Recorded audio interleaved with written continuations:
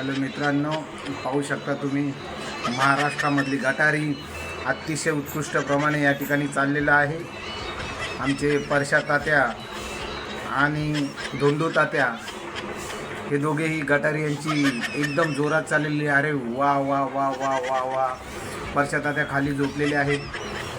गटारी उत्कृष्ट असा सामना रंगलेला आहे. अरे कानपाट जोडला आहे. अरे वा वा वा वा. धोंडू तात्या तुमचा कानपाट जोडलेला आहे. अरे वा.